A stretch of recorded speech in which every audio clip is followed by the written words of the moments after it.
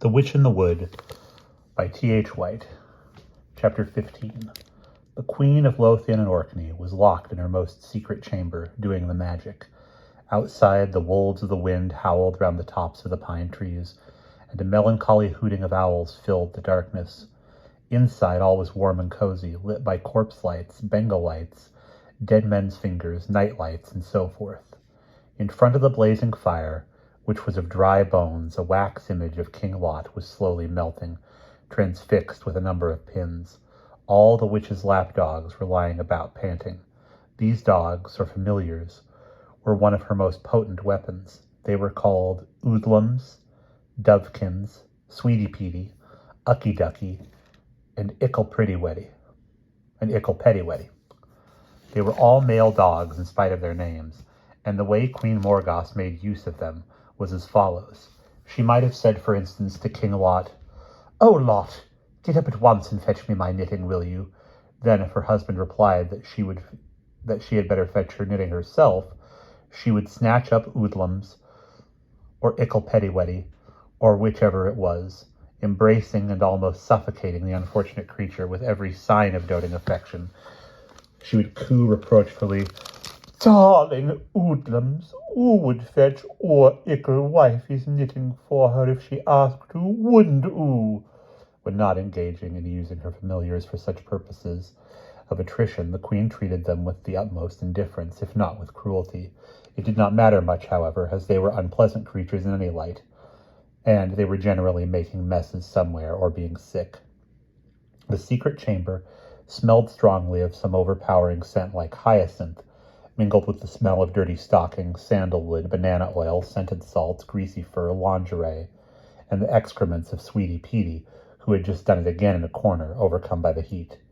There was also a faint smell of mice. Queen Morgause was having a magic bath, highly recommended by Vague as one of the secrets of perpetual youth. The bath was composed in equal parts of goat's milk, pig's blood, seawater, mud, and white of egg. Some secret chemicals had been added to it, which made it froth. In the middle of the froth the witch sat, a frightful spectacle. Her face was smeared with rancid lard, her hair was tied up in some sort of winding sheet. Her eyebrows and lashes were laying on a stool beside the bath with some tweezers for plucking her mustache. She had been painting her fingernails with scarlet vermilion, and occasionally she scooped up a handful of sea mud or egg blood to pour it over her back. The witch was thinking. It was extraordinary, she thought, slapping some mud under her armpit, that her guests should be so rude. It was not as if she had not, really put herself out to be pleasant to them. One might almost say hospitable. It was surely something to have the most beautiful woman in Britain being hospitable to you. They hardly seemed to care about beautiful women. Here the Queen craned her neck out of the foam and peered at a large steel mirror on the other side of the bath. She pursed her mouth up into a sort of pout, nodded affably, winked both eyes, gave herself 3 dazzling smiles, and daintily removed a lump of lard from the end of her nose. Then she scowled ferociously. It was the children. What chance had a woman got? Even one of the lovely Cornwall sisters. Here she simpered at the mirror over again. If a great horde of young louts were always tumbling round the castle and pushing themselves forward, Gawain looked at least 12, whatever clothes she had them dressed in. How could you try to look as if you were 20 when your children looked as if they were 12, and everybody knew they were your children, and there were so many of them? She had not wanted them, but there they were. It was Lot's fault. The Queen glared across at the melting image with a look of hatred. Then she threw the soap at it. Nobody understood her. Nobody would trouble to understand the true nobility of her character. She had been taken advantage of. That was what it was. She had been too trusting, too unselfish and simple-hearted. With her it was all giving and no receiving, giving too much time and trouble and self-sacrifice to her husband and children. If it had not been for them, if it had not been for her untiring efforts on their behalf, lying awake at night, toiling all day, wearing herself to a shadow, thinking what would be best for them, why, she might have still been the central figure in one of the most brilliant courts of Europe. Balls, jewels, tiaras, lovers, compliments, poems, lovely clothes, homage, all these would have been hers, instead of which, here she was positively devoting her life to the education of 4 tiresome brats. Nobody cared. Nobody showed any gratitude.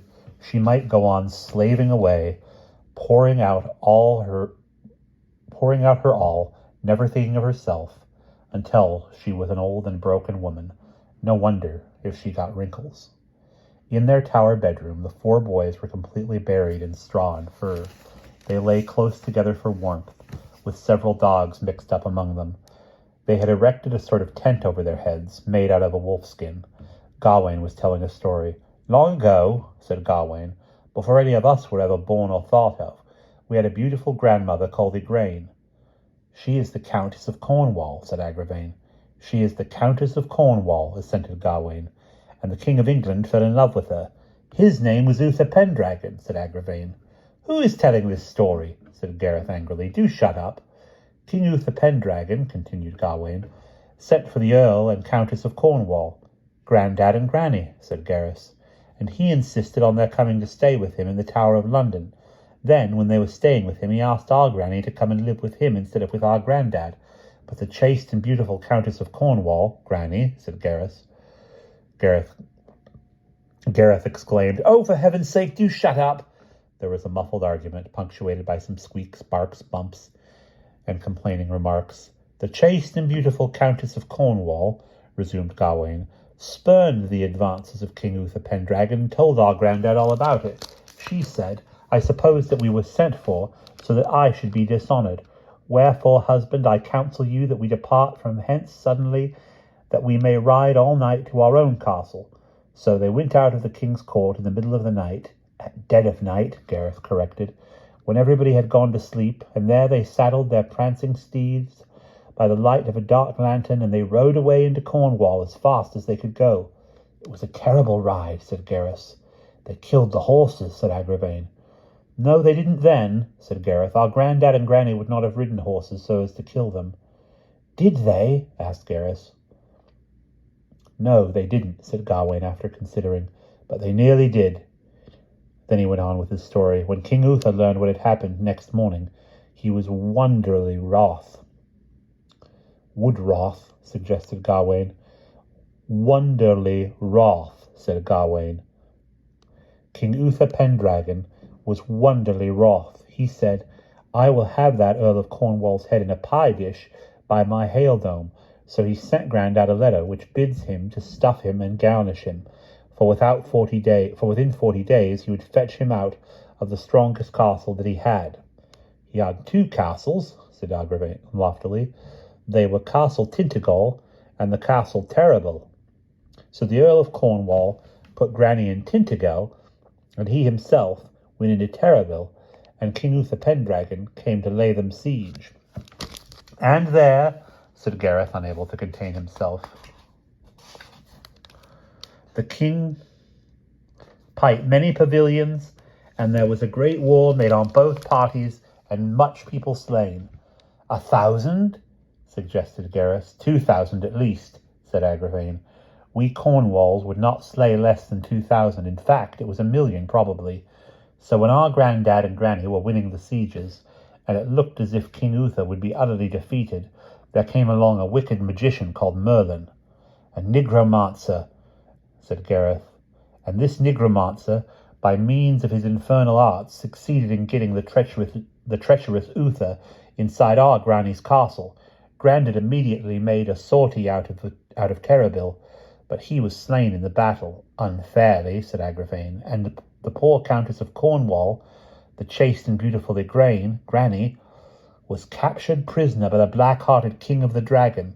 And then, although she already had 3 beautiful daughters, the lovely Cornwall sisters, Aunt Elaine, Aunt Morgan, and Mummy, although she already had 3 lovely daughters, she was forced into marrying the King of England, the man who had killed her husband." Queen Morgause had got out of her bath in a bad temper. Now she was sitting in front of her mirror doing her exercises. These exercises were not physical jerks. She was too lazy to do those, but consisted in doing 10 melting smiles, 10 arch smiles, 10 chaste smiles, 10 pathetic smiles, 10 sad smiles, and 10 merry laughs. In between the smiles, she scowled horribly. Then she said, "Papa prunes and prisms." Potatoes had not yet been invented. 100 times and went to bed. "So that," said Gawain, "is why we Cornwalls must always be against the kings of England, especially the Pendragon family. This Arthur that father is fighting with is a Pendragon. Palomides said so anyway. And we must keep the feud living forever," said Agravain, "because mother is a Cornwall. Dame Igraine is our granny. We must avenge our mother's family, because our mother is the most beautiful woman in the world," said Gawain, "and because we love her." And that is the end of chapter 15.